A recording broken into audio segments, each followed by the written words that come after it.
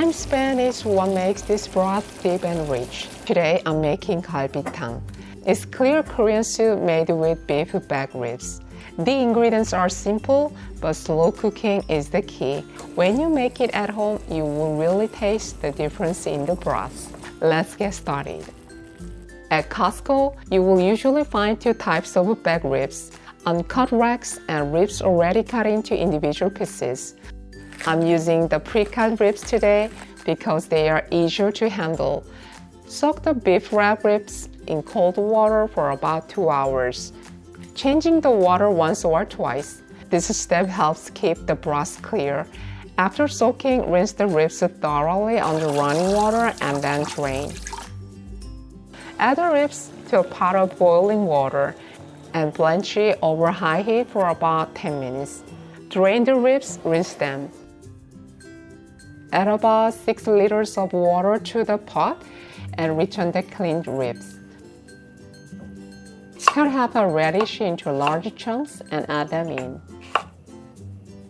Add 1 onion and 1 large green onion cut into large pieces. If you don't have a large green onion, about 3 scallions work just fine. If you have ginger, add about 3 or 4 thin slices. Bring everything to a boil over high heat.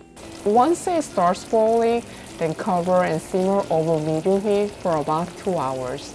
Don't season the meat while boiling. It stays much more tender this way. As it cooks, gently skim off any foam or excess fat. Over time, the ribs become tender, and the broth grows deeper in flavor. After 1 hour, remove the onion, green onion, and ginger. Later, slice the radish and add it back to the soup. Cover and simmer for 1 more hour over medium heat. While the soup simmers, let's prepare the toppings. Finely slice the large green onion. If you don't have 1 scallion or fine. In a bowl, beat 2 eggs with 2 pinches of salt. Heat a pan with a little oil and wipe it thinly with a paper towel. Pour in the eggs, spread the thinly, and cook slowly over low heat. When the edge is set, gently flip it over. Once fully cooked, roll it up and slice it into thin strips. After a total of 2 hours, add about 1 tablespoon of garlic. If you place the garlic in a small strainer and add it to the broth, the garlic flavor infuses nicely, while keeping the broth clean and clear.